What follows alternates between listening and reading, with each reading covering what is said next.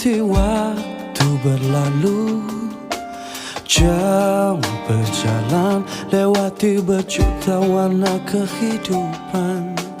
Tanpa sadari dalam cermin wajah ini, bertambah umurku dalam hidup yang semakin merapuh. Allah bukalah hatiku, bimbing di jalan terangmu, selamatkanlah jiwa yang gelap dalam cahaya rahmatmu. Allah kau maha cahaya, beri petunjuk sang jiwa, ampuni diri yang lelah, kadang sesat ku melangkah.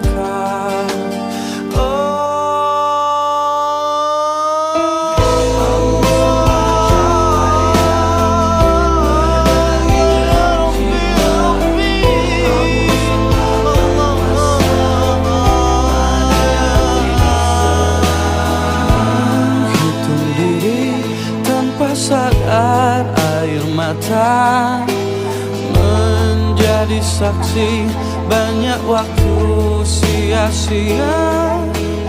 Tanpa sadari dalam cermin wajah ini, bertambah umurku dalam hidup yang semakin merapuh.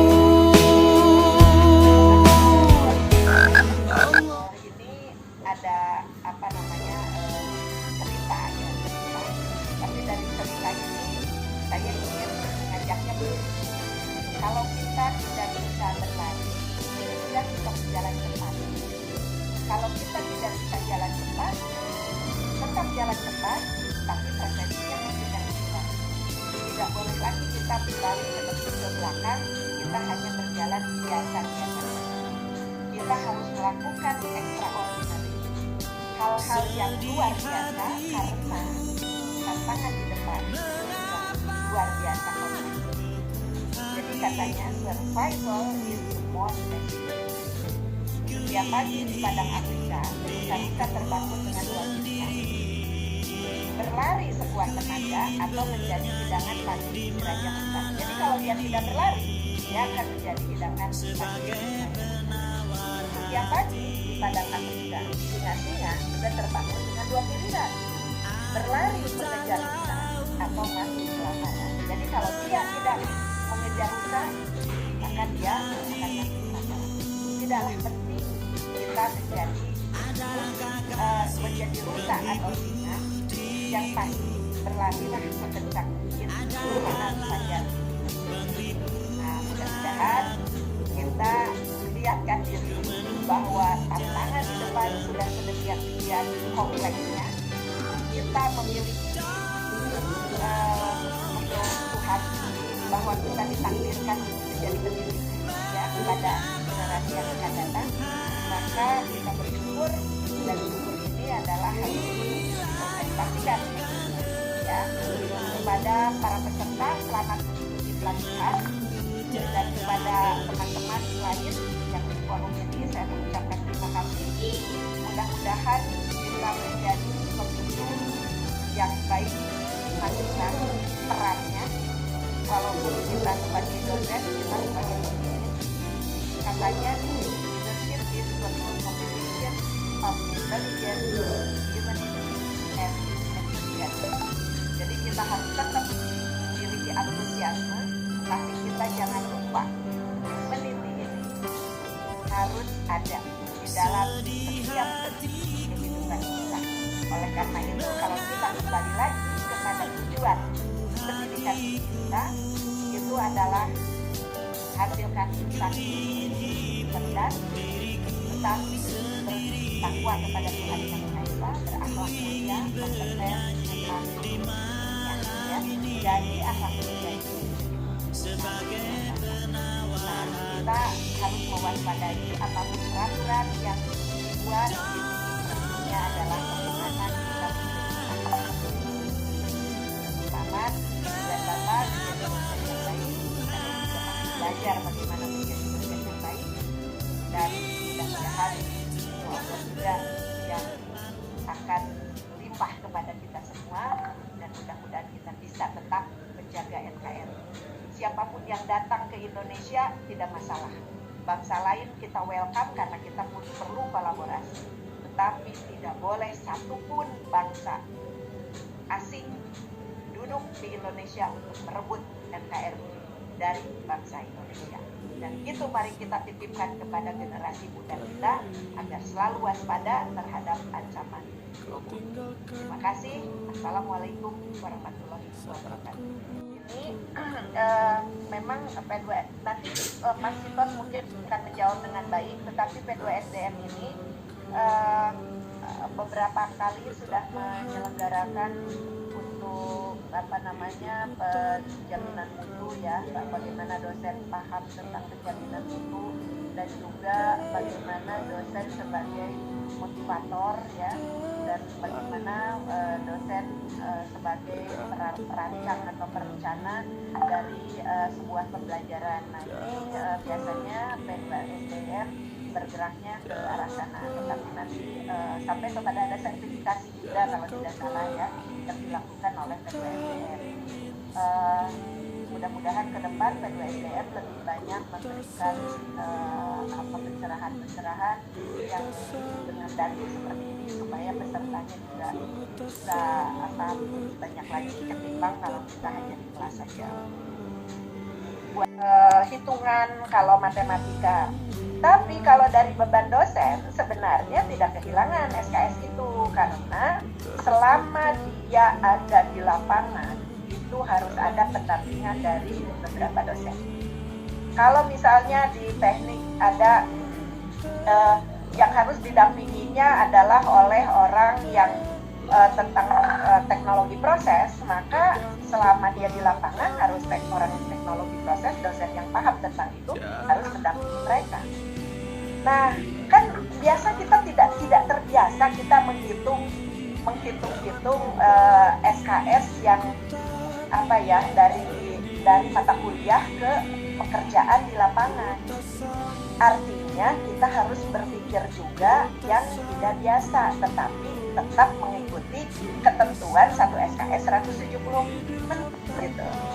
Ini yang radikalnya itu di situ. Jadi bagaimana mengeliminasi yang dulunya itu adalah disampaikan oleh dosen di kelas, sekarang kompetensi itu akan diambil ketika mereka merasakan pekerjaan yang ada di dalam dunia industri atau dunia usaha.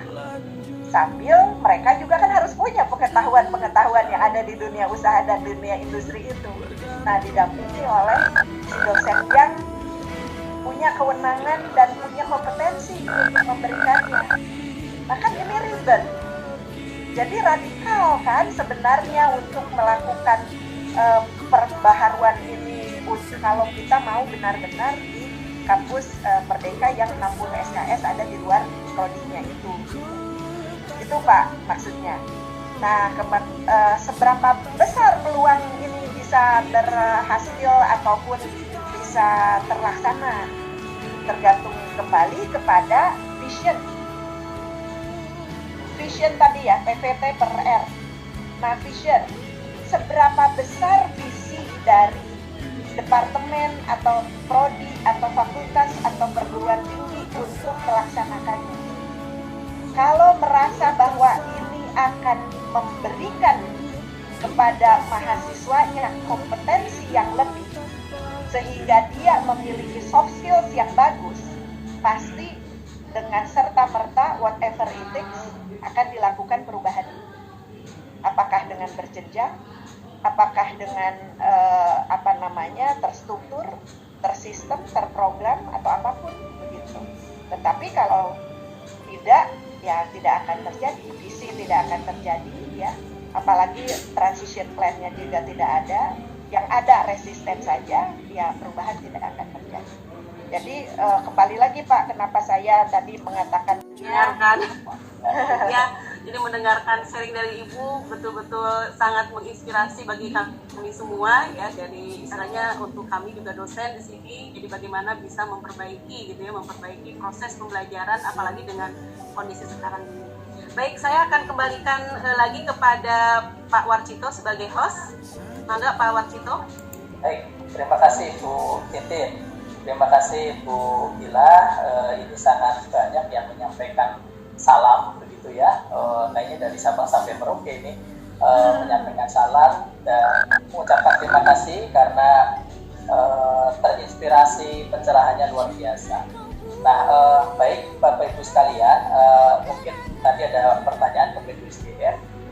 Bu Rina dari Universitas Brawijaya, memang P2SDM tadi telah disampaikan juga oleh Bu Ila bahwa kita memang sharing lah tentang SPMI dan AMS perguruan tinggi.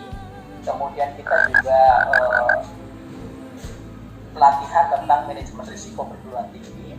Kemudian ada kita membantu untuk bagaimana supaya perguruan tinggi mampu dan bisa membuat surat keterangan pendamping ijazah.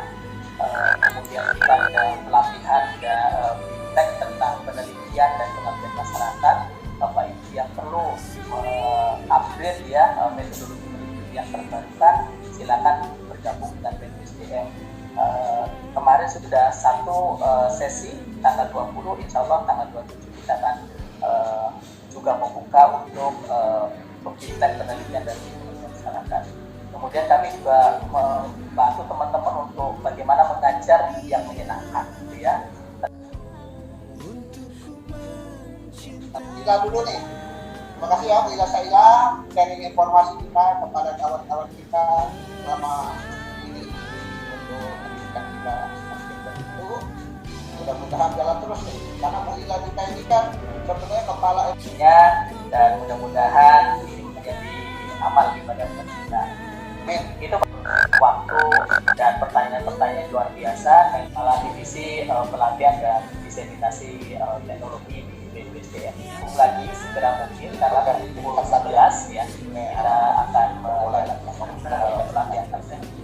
Terima kasih Bapak.